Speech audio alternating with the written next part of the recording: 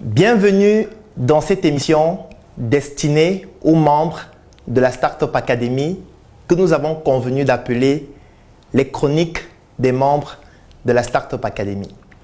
Dans ce premier chapitre, nous allons voir une notion extrêmement importante lorsqu'on est déjà membre de la Startup Academy, notamment comment organiser une formation lorsqu'on est membre de la Startup Academy. Alors ici au tableau, je vous ai présenté les principales étapes à respecter lorsque vous venez de devenir membre de la Startup Academy et vous souhaitez organiser une formation. Déjà, je tiens à préciser que cette chronique est une continuité de la formation Intelligence Marketing dans laquelle, dans l'un des chapitres, j'explique de manière détaillée comment organiser une formation. Mais étant donné que cette formation date de 2 ans, aujourd'hui, je vais juste mettre à jour certaines informations et certaines actualités que vous devez absolument prendre en compte à chaque fois. À la Startup Academy, nous avons quelque chose que nous appelons souvent le tapage de poteau. Nous empruntons cette expression chez les Ivoiriens comme pour dire que vous avez initié quelque chose qui n'a pas fonctionné de manière optimale. Le tapage de poteau, c'est lorsque vous organisez une formation, il n'y a pas de participants ou il n'y en a pas assez ou alors ce n'est pas rentable. Et il y a beaucoup de critères pour permettre de comprendre qu'un participant ou alors un organisateur n'a pas réussi ou n'a pas atteint son objectif.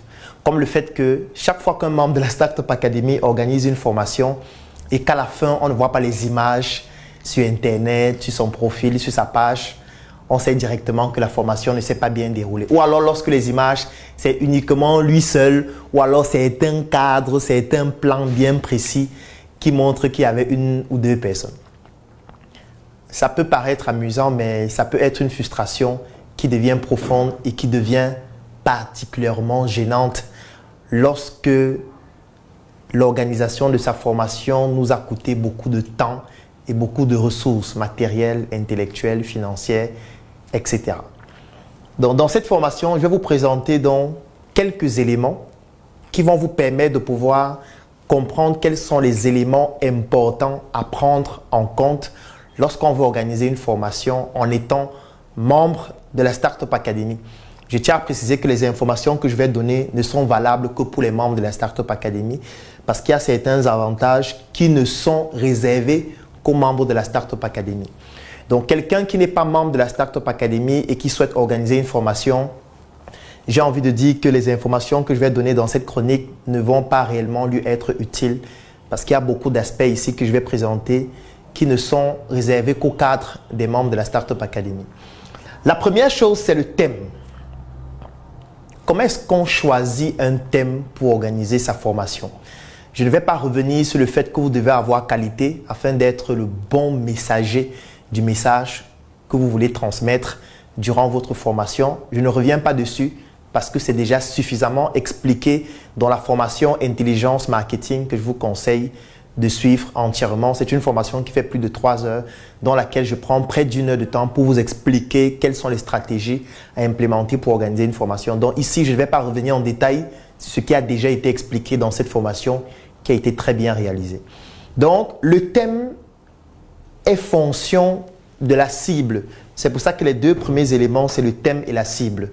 Parce que je me suis rendu compte qu'il y a beaucoup de membres de la Startup Academy qui choisissent des thèmes au hasard ou alors qui choisissent des thèmes en fonction de leur propre formation ou qui choisissent des thèmes sur des thématiques qui les intéressent personnellement. Vous ne faites pas la formation pour vous. Vous faites la formation pour les participants. Vous faites la formation pour les autres membres de la Startup Academy. Vous faites la formation pour des entrepreneurs ou alors des personnes qui rencontrent un problème pour lequel vous pourriez avoir la solution. Et ce n'est pas parce que vous êtes menuisier que la formation doit être comment se lancer en menuiserie. Ce n'est pas parce que vous êtes informaticien que la formation doit être comment gagner de l'argent avec l'informatique. Non. La formation, le thème doit être fonction de la cible. Et parfois, vous pourriez même organiser une formation dont le thème, c'est une accroche ou alors même la formation en question n'est qu'un produit ou un service d'appel vers votre réelle compétence. Parce qu'à la Startup Academy, nous avons un trépied idéologique. La sensibilisation, la formation et l'investissement dans des projets. Ça veut dire que pendant près de 8 ans, nous avons passé notre temps à sensibiliser, à transmettre un certain nombre d'informations, la plupart des fois génériques. Donc ici, il est question que vous soyez le spécialiste de ce que vous voulez transmettre à vos participants. N'essayez pas de donner des informations génériques ou des thèmes trop génériques, trop généralistes qui parlent de tout et de rien. Comment devenir un excellent copywriter? Comment vendre sur Internet? Ça, ce sont des thèmes qui sont trop génériques et qui en réalité ne renvoient pas à une réelle expertise que vous avez. Le thème est fonction de la cible. Les deux vont ensemble. Quand vous êtes membre de la Startup Academy, lorsque vous devenez membre de la Startup Academy, la première chose à laquelle vous avez accès, c'est la base de données des membres de la Startup Academy, notamment dans nos différents groupes.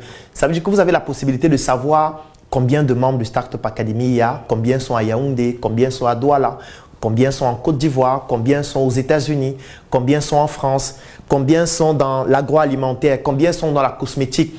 Ces informations vont vous permettre de pouvoir analyser le besoin en fonction de la cible et de pouvoir donc calibrer votre thème par rapport à la cible que vous voulez toucher. Donc, les deux premiers éléments à prendre en considération lorsque vous voulez organiser votre formation. Quand je parle de formation, lorsqu'on est membre de la Startup Academy, il peut s'agir d'un talk, d'un atelier, d'une formation longue, d'une formation courte, d'une conférence. Je n'entre pas dans les détails parce que lorsqu'on est membre de la Startup Academy, on connaît exactement quels sont les types de formations que nous organisons. Premier élément, c'est le thème. Deuxième élément, c'est la cible, comme je l'ai expliqué. Les deux vont ensemble, mais j'ai voulu fragmenter parce que parfois, on fixe des thèmes sans prendre en considération la cible qu'on veut toucher. Et je dis toujours, il est toujours important d'analyser de manière empirique les événements qui se sont déjà déroulés à la Startup Academy. Parce que oui, il y a des événements à la Startup Academy qui drainent plus de monde que d'autres. Il y a des thématiques qui intéressent plus des personnes que d'autres. Il y a aussi des orateurs qui intéressent plus un certain nombre de personnes que d'autres. Et la question que vous devez vous poser, c'est pourquoi lorsque tel orateur organise sa formation, il y a toujours plus de personnes, qu'importe le thème? Pourquoi lorsque moi j'organise sur le même thème, il n'y a pas autant de personnes qui viennent, alors que parfois j'utilise les mêmes canaux de communication? Et là, je reviens à ce que j'appelais antérieurement le bon messager qui transmet le bon message. Parce que parfois, même lorsque le message est mauvais, le bon messager réussit à captiver les personnes, à écouter même un message qui n'est pas pertinent. Ça, je l'explique déjà dans la formation Intelligence Marketing, dont je ne vais pas revenir dessus. Donc, premier élément, c'est le thème. Deuxième élément, c'est la cible. Je m'adresse à qui? Ma formation est adressée à qui? Comment est-ce que je procède pour toucher les personnes à qui est destinée ma formation? Parce que réellement, quand vous êtes membre de la Startup Academy, votre formation peut se concentrer uniquement sur les membres parce qu'il y en a des milliers. Donc, vous n'avez même pas besoin au début de chercher à toucher une autre cible en dehors de celle des membres. C'est lorsque vous allez vouloir passer à des paliers supérieurs que vous pourriez vous dire, là, j'ai déjà atteint un niveau élevé. Au-delà des membres, il faudrait que je puisse toucher une population encore plus grande. Troisième élément, c'est le budget. Et ici, parfois, vous voyez des membres qui organisent des formations sans budget. Parce que certains se disent, comme le talk est gratuit, comme la messe entrepreneuriale, la plupart des fois, est gratuite, comme la conférence est gratuite, ça veut dire qu'il ne faut pas de budget. Ça veut dire que, voilà, comme c'est gratuit, il faut juste communiquer dessus comme ça, et puis les gens vont venir parce que c'est gratuit. Non. Ce n'est pas parce qu'un événement est gratuit que les gens viendront facilement. Parce que dites-vous toujours que pour participer à une formation, il y a toujours un prix qu'on paye.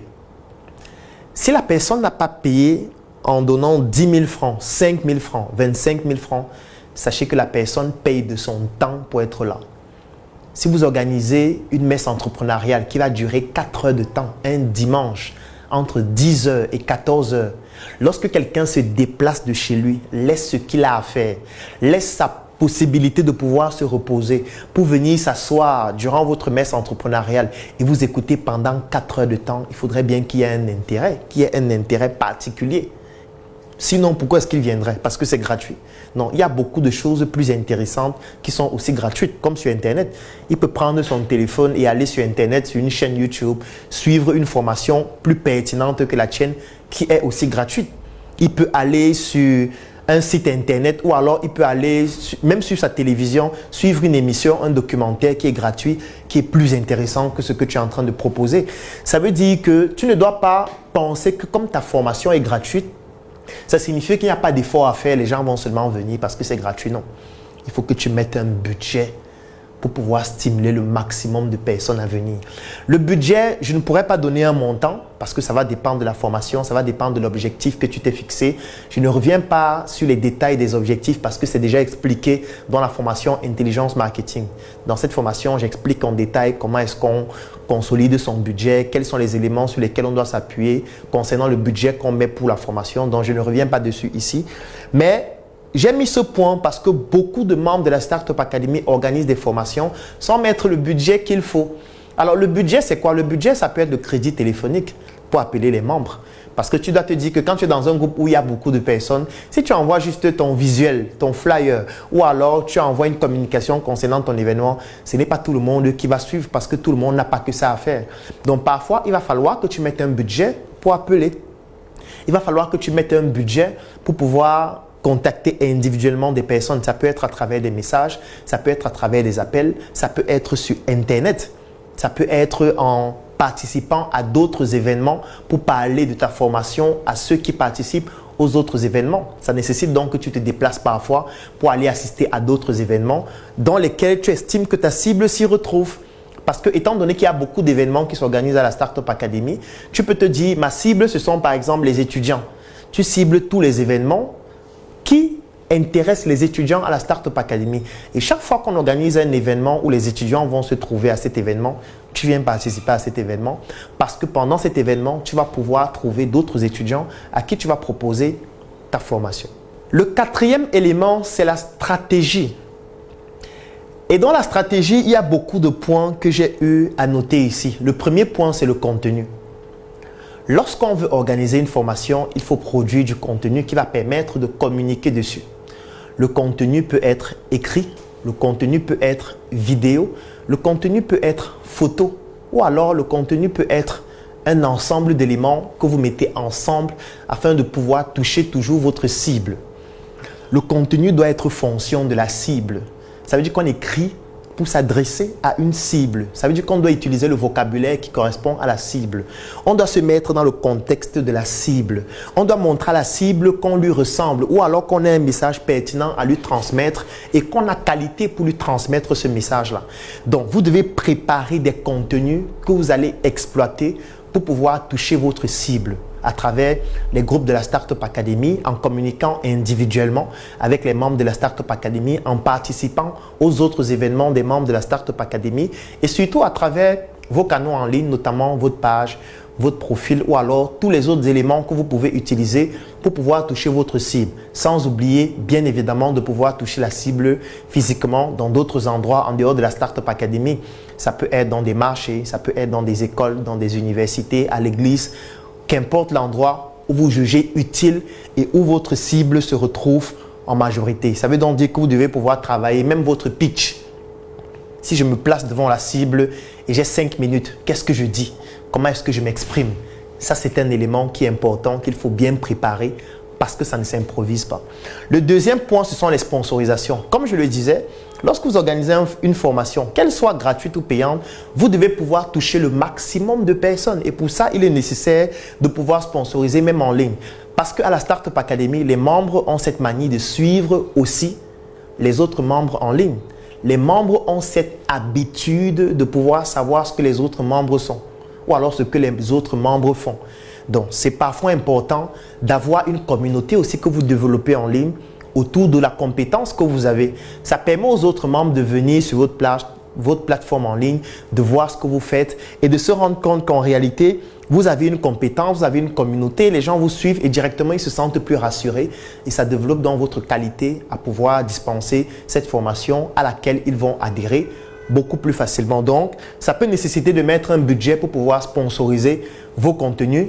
Et quand vous allez sponsoriser vos contenus, ça permettra donc de toucher une cible un peu plus importante à chaque fois. Et bien évidemment, tous les contenus que vous produisez ne seront pas seulement orientés sur votre formation. Il y aura des contenus de retours d'expérience. Il y aura des contenus, par exemple, qui vont parler de votre parcours. Il y aura des contenus qui présenteront, par exemple, vos échecs. Il y a des contenus dans lesquels vous feriez interagir votre audience. Il y a des contenus dans lesquels vous allez montrer à votre audience qu'il y a des personnes qui ont bénéficié de votre savoir-faire et qui ont réussi à obtenir des résultats. Et tout ça, avec un petit budget, ça vous permettra de toucher un nombre de personnes encore plus important. Et quand on parle de sponsorisation, directement, on parle de base de données. Parce que ça, c'est l'outil indispensable lorsqu'on veut organiser des formations. Le téléphone. Et surtout un téléphone performant avec des applications. Je ne vais pas revenir sur les applications parce que dans la formation intelligence marketing, je donne déjà la liste de toutes les applications à utiliser, comment ça fonctionne. Donc, je ne vais pas revenir dessus ici. Je vais juste prendre une application Google Sheet. Ça, c'est l'application que doit consulter au moins 50 fois par jour tous ceux qui organisent les formations à la Startup Academy. Parce qu'avec Google Sheet, vous avez dans la base de données des personnes qui s'enregistrent pour bénéficier de votre formation ou alors pour participer à votre formation. Et le fichier, en général, est généré après avoir créé un formulaire sur la plateforme Google Form ou alors sur une autre plateforme ou même votre site internet si vous en avez. Mais je préfère prendre Google Form parce que c'est gratuit. Tout le monde y a accès juste avec votre adresse Gmail. Vous créez un formulaire Google Form et quand vous créez vos contenus, à la fin, vous mettez votre formulaire. Donc directement, qu'est-ce qui se passe? Les gens peuvent donc prendre votre formulaire, tout simplement, le remplir et obtenir donc la base de données sur Google Sheet. Et sur Google Sheet, donc, vous allez avoir le nom, le numéro de téléphone. Dans la formation intelligence marketing, j'explique comment on fait le formulaire, quelles sont les informations qu'il faudrait avoir à l'intérieur ou du moins ce que vous deviez mettre dans votre formulaire. Donc, je ne vais pas revenir dessus, mais ça vous permet de pouvoir donc avoir la base de données des personnes qui sont intéressées par votre formation, ce qu'on appelle des prospects que vous devez tout simplement convertir. Et là, je vous renvoie vers la formation As de la vente, magnifique formation de Rutherford Timoney dans laquelle il vous explique comment transformer des prospects en clients. Donc, la base de données, donc, elle est fondamentale non seulement pour votre formation, mais même ultérieurement. Vous vous imaginez, si vous organisez une formation cette semaine et il y a 100 personnes qui s'inscrivent, même s'il y a seulement 20 qui viennent, mais au moins vous avez 100 personnes qui ont été intéressées par votre formation. Si vous organisez une autre formation 2 semaines après et il y a 200 personnes qui s'inscrivent, ça fait déjà 300 personnes dans votre base de données dont vous savez déjà quel est leur profil, quelles sont les thématiques qui les intéressent et quels sont ceux qui sont venus à la formation, quels sont ceux qui ont payé, quels sont ceux qui sont venus gratuitement, quels sont leurs quartiers, ainsi de suite. Ça permet à ce que lorsque vous avez une formation ultérieure, vous allez dépenser moins de budget. Parce que comme vous avez déjà des bases de données importantes, il suffira juste d'entretenir ces bases de données-là afin de pouvoir créer une relation avec vos prospects, avec vos clients, ce qui permettra plus facilement de les convertir. Comme vous allez le voir dans la formation, devenir un as de la vente de Rutherford Timoney. Ensuite, vous avez la communauté. Ça, c'est un élément fondamental parce qu'à la Startup Academy, vous avez une communauté de milliers de personnes répandues partout à travers le monde qui va vous aider à pouvoir organiser votre formation. Mais pour ça, il faudrait que vous aussi, vous puissiez vous impliquer dans la communauté. Parce que dans la communauté, on accompagne ceux qui se donnent aussi pour la communauté. Ça veut dire que quand il y a une formation, assistez à cette formation. Quand quelqu'un donne un talk, assistez à son talk, prenez des photos, faites un résumé pour dire j'étais au talk de tel, il parlait de ça et c'était intéressant, ou alors peut-être je n'ai pas apprécié telle chose ou telle chose. Quand il y a une messe entrepreneuriale, quand vous pouvez, assister à la messe entrepreneuriale. Même si vous n'avez pas pu y assister, prenez des informations dessus, entrez en contact avec le formateur, essayez de savoir ce qu'il fait, essayez de vous rapprocher de lui, densifiez votre base de données, impliquez-vous dans les activités de la Startup Academy. Lorsqu'on organise un événement, une randonnée ou n'importe quoi, trouvez le moyen d'y être parce que ça va vous permettre de vous démarquer.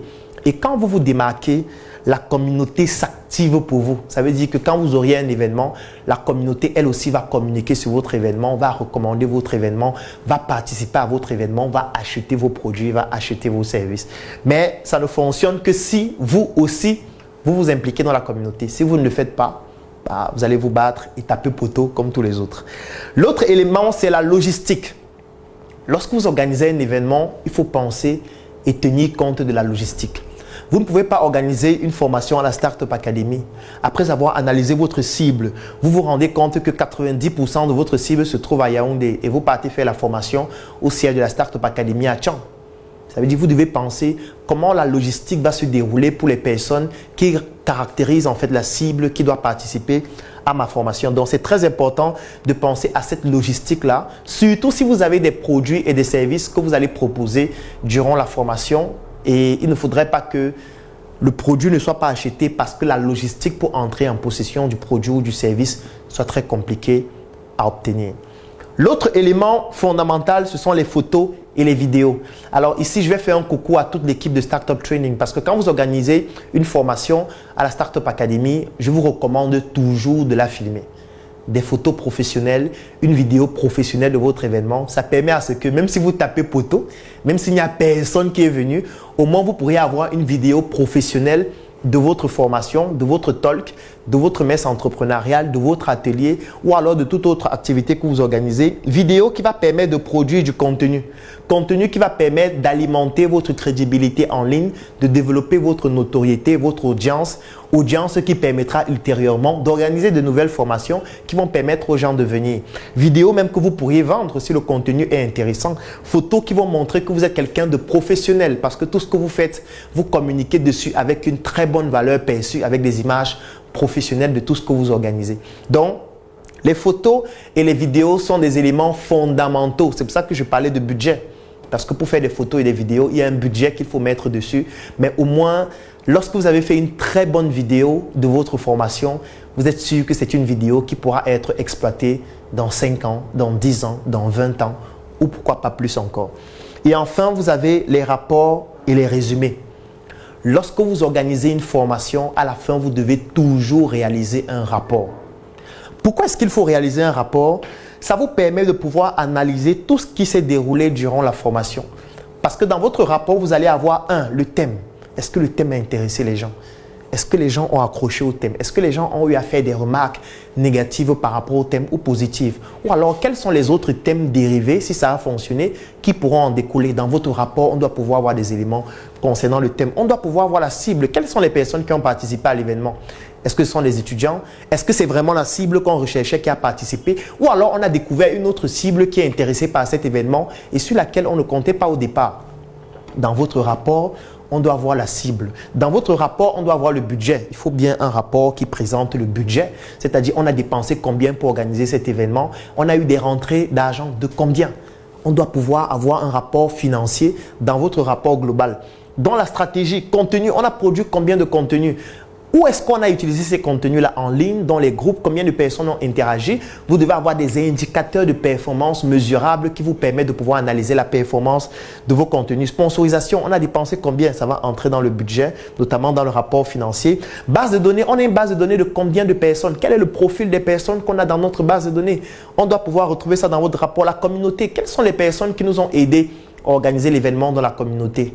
Est-ce que ces personnes-là, on pourrait s'appuyer sur elles pour les prochaines fois qu'on organise une formation ou un événement? Ça doit figurer dans votre rapport. La logistique doit figurer dans votre rapport. Les photos, où sont les photos? Parce que ça va vous permettre d'avoir une banque de données d'images de vos formations. Vous devez avoir un dossier dans lequel vous dites talk de tel jour à telle heure au siège de la Startup Academy à Yaoundé. Et dans ce dossier-là, vous avez les photos de cet événement-là. Vous avez un dossier pour les vidéos. Et à chaque fois que vous organisez un talk, vous créez un dossier. Vous organisez une messe, vous créez un dossier. Et tout ça doit être dans votre rapport. Il y a eu tel nombre de photos. On a pris des vidéos. Les vidéos, c'était de tel nombre de minutes. Ça parlait de tel nombre d'éléments importants. Et vous faites un résumé. À la fin de la formation, vous devez faire un résumé. Le résumé a pour but de communiquer sur la formation. On revient au contenu avec les images de la formation en question. Et vous pourriez communiquer dessus dans les groupes de la Startup Academy, sur Facebook, sur vos profils, sur les réseaux sociaux, sur votre site internet. C'est ça qui va permettre aux gens de voir, waouh, il a organisé une formation, voilà le résumé. Quand je lis le résumé, je sens que c'est intéressant. La prochaine fois, il faut que j'assiste à sa formation parce que je me rends compte que j'ai raté quelque chose d'extraordinaire. Et à la fin de votre résumé, vous mettez toujours un lien. Ça permet à ce que même ceux qui n'ont pas assisté vont entrer dans les bases de données et pourront arriver à l'étape suivante que je vais vous présenter tout de suite. Le dernier élément à prendre en compte lorsque vous organisez une formation, vous, membres de la Startup Academy, ce sont les produits et les services complémentaires. C'est fondamental. Une formation doit être un produit d'appel ou un service d'appel vers d'autres produits et d'autres services complémentaires. Lorsque vous achetez un téléphone, on va vous proposer d'y installer des applications. Les applications, ce sont des services complémentaires au téléphone qui est le produit. Lorsque vous achetez votre téléphone, on va vous dire il peut tomber et l'écran se casse. Donc, il vous faut une glace pour protéger l'écran. Il faut une pochette. Ce sont des produits complémentaires. Lorsque vous achetez votre téléphone, on va vous dire il vous faut un boîtier plus puissant. Ça recharge le téléphone plus rapidement. Il vous faut. Je ne parle pas de la puce, je ne parle pas du crédit de communication, je ne parle pas des data pour la connexion Internet. En fait, vous vous rendez compte que quand vous avez le téléphone, vous dépensez même plus pour entretenir le téléphone sur une période de 1 an, 2 ans, 3 ans par rapport même au coût du téléphone. Je vous demande de faire cette expérience. Achetez un téléphone, vous notez son prix. J'ai acheté ce téléphone à 500 000, 800 000 et chaque jour que vous effectuez une dépense sur votre téléphone, vous notez sur un autre rapport. Vous allez vous rendre compte qu'après 1 an, 2 ans, si votre téléphone a tenu si longtemps, vous auriez dépensé plus que le prix du téléphone. Parce qu'en réalité, ce sont les produits et services complémentaires qui sont réellement le business. Quand vous organisez un talk, il doit avoir un produit ou un service complémentaire que vous proposez. Quand vous organisez une messe entrepreneuriale, il doit avoir un produit ou un service complémentaire que vous proposez. Quand vous organisez un atelier, une conférence ou n'importe quelle forme de formation, vous devez toujours avoir un produit ou un service complémentaire que vous proposez. Et le produit ou service complémentaire est fonction du thème. C'est fonction de la cible, c'est fonction de votre compétence, c'est fonction de votre qualité, c'est fonction de votre stratégie, c'est fonction de tous les précédents éléments que j'ai présentés. C'est pour ça que c'est important. Dans la formation Intelligence Marketing, je prends plusieurs exemples sur des produits et des services et des formations que nous avons organisées en plaçant des produits et des services complémentaires. Donc, je ne vais pas revenir dessus. Je vous recommande vivement de suivre la formation Intelligence Marketing qui vous donne réellement tous les détails sur ces éléments. Ici, j'ai juste décidé de prendre 2 produits complémentaires. Le premier produit complémentaire, c'est ce livre. Ce livre que j'ai écrit qui s'appelle « La fonction marketing à l'hôpital ». Alors, ce livre est un produit complémentaire d'une formation qui s'appelle Médecin 2.0. J'ai organisé une formation à la Startup Academy qui s'appelait Médecin 2.0. Le but de la formation était d'accompagner les professionnels de santé à créer leur propre structure hospitalière. Parmi ces professionnels de santé, je peux par exemple citer le docteur Rosine Azega qui a créé une plateforme qui s'appelle Sama Pediatrics Care où elle accompagne les enfants et les mères d'enfants parce qu'elle est pédiatre. Alors, pendant cette formation, donc, l'un des produits complémentaires que je proposais était ce livre. Parce qu'en réalité, ce livre présente les stratégies marketing à utiliser lorsqu'on veut créer une structure hospitalière.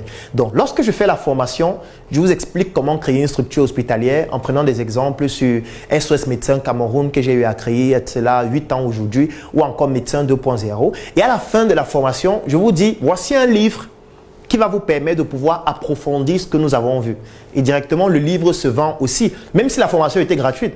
Donc, vous voyez que je peux organiser une formation gratuite et à la fin, avec la pertinence que j'ai eu à développer durant la formation, les gens auront confiance d'acheter ce livre. Même si la formation est payante, je peux leur vendre ce livre. C'est encore comme à l'école. Quand vous partez à l'école, vous payez la pension. Mais à l'école, vous achetez le livre de mathématiques, le livre de physique. Vous payez même parfois pour les cours de répétition parce que l'enfant ne s'en sort pas au rythme des autres enfants qui sont en classe. C'est ce qu'on appelle des produits et des services complémentaires. N'organisez jamais une formation sans produits et services complémentaires. C'est un gâchis. Un autre service complémentaire magnifique, je vous ai pris l'exemple tout à l'heure du fait qu'il faut toujours prendre une vidéo de votre formation. Toujours. Parce que la vidéo va devenir un produit complémentaire. Quelqu'un qui n'a pas assisté à la formation aura besoin de la vidéo si vraiment vous avez fait un bon résumé, vous avez communiqué dessus en ligne, vous avez sponsorisé et c'est intéressant. Les gens auront besoin de la vidéo.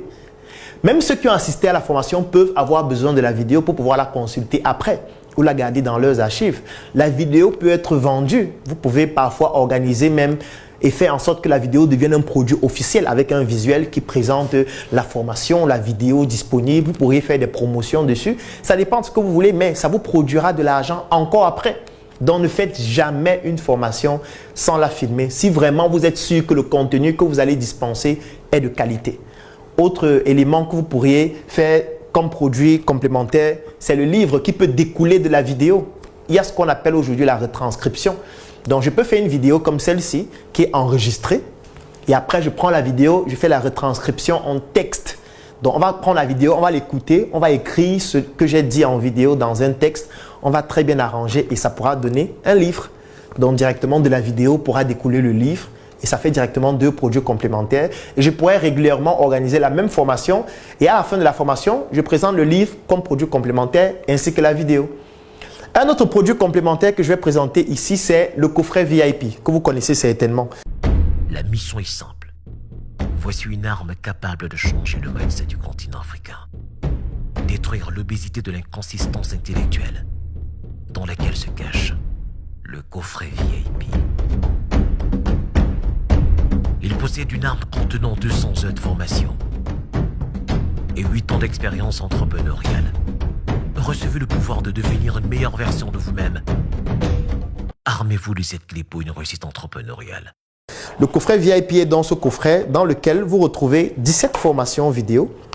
Alors dans ce coffret, vous avez sa notice qui vient à l'intérieur, qui présente toutes les formations que vous allez retrouver dans le coffret. Ça, c'est la notice, avec le support de la notice qui est là. Et vous avez donc cette arme qui symbolise mon pseudonyme, l'assassin de l'obésité de l'inconsistance intellectuelle, qui en fait est une clé USB. Dans cette clé USB, il y a 17 formations vidéo qui font plus de 200 heures. En fait, le coffret VIP est un produit complémentaire des formations que je donne. Ça veut dire qu'à la fin de mes formations, je peux proposer aux participants d'acheter le coffret VIP. Ou alors, ceux qui n'ont pas pu assister à mes formations, qui sont au Congo, aux États-Unis, en Chine, partout, et qui n'ont pas la possibilité d'être dans les sièges de la Startup Academy, peuvent tout simplement acheter le coffret VIP, comme ils le font assez régulièrement. Donc, le coffret VIP est un produit complémentaire. Vous aussi, vous pouvez développer des produits et des services complémentaires pour votre formation. C'est indispensable, sinon vous êtes en train de perdre et de gâcher votre temps. Et la base de données, comme je l'ai présenté antérieurement, est aussi importante parce qu'elle peut permettre de pouvoir convertir ceux qui sont dans la base de données pour que ceux-là achètent le produit ou le service complémentaire, même s'ils n'ont pas assisté à la formation. C'est pour ça que vous devez savoir comment faire pour convertir un prospect en client. Et là, je vous recommande l'excellente formation « Devenir un as de la vente » de Rutherford Chimene, dans laquelle il explique en détail comment vous pourriez faire pour convertir vos prospects en clients de vos produits et services complémentaires. Maintenant, en 5, on va terminer avec l'accompagnement de la Startup Academy. Si vous organisez un événement à la Startup Academy, qui peut être un talk, un atelier, une formation ou n'importe quoi d'autre, la Startup Academy peut vous accompagner. Déjà qu'elle vous accompagne en produisant votre visuel. Elle vous accompagne en communiquant sur les différentes plateformes concernant votre événement. Elle vous accompagne en mettant les sièges de la Startup Academy gratuitement à votre disposition. Est-ce que vous le saviez, vous qui n'êtes pas membre de la Startup Academy, que quand vous êtes membre de la Startup Academy, tous les événements que vous organisez, qui sont les événements officiels de la Startup Academy, notamment les talks, les messes entrepreneuriales, la salle vous est offerte gratuitement. Oui. Donc, quand vous voyez souvent des personnes vous dire « je donne un talk à la Startup Academy, je donne une messe entrepreneuriale à la Startup Academy », sachez que la salle leur est offerte gratuitement par la Startup Academy parce que ces personnes sont membres. Le visuel est produit gratuitement par la Startup Academy avec ses graphistes. La communication en ligne est faite gratuitement par la Startup Academy parce que la personne est membre. Donc, c'est l'un des avantages d'être membre de la Startup Academy, au-delà de nous-mêmes participer à l'événement s'il est pertinent. Donc, ce que vous pourriez dépenser tout au plus, c'est de payer pour pouvoir faire en sorte qu'on enregistre votre formation en vidéo parce que ça, c'est à vos frais. Ou alors, si vous voulez organiser une autre formation dans un cadre qui est propre à vous, mais dans les locaux de la Startup Academy, là, on va vous louer l'espace, mais à un coût qui est le coût des membres de la Startup Academy, différent de ceux qui ne sont pas membres. Donc, la Startup Academy peut vous accompagner à organiser votre événement, notamment par exemple en sponsorisant votre contenu sur nos différentes plateformes. Et là, vous deviez payer pour la sponsorisation parce qu'on produit déjà le visuel, on communique dessus. Mais si vous voulez que ça touche une audience plus importante, la Startup peut vous accompagner. La Startup Academy peut mettre son équipe de vendeurs pour pouvoir traiter les bases de données à votre place et vous faire des comptes rendus.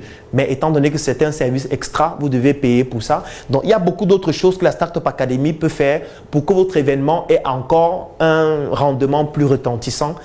Il vous suffit tout simplement de vous rendre dans l'un des sièges de la Startup Academy à Yaoundé, à Douala, à Tchang, en Côte d'Ivoire, ou de contacter les numéros officiels de la Startup Academy pour savoir comment procéder. Enfin, je vous recommande d'en savoir plus de suivre 2 formations.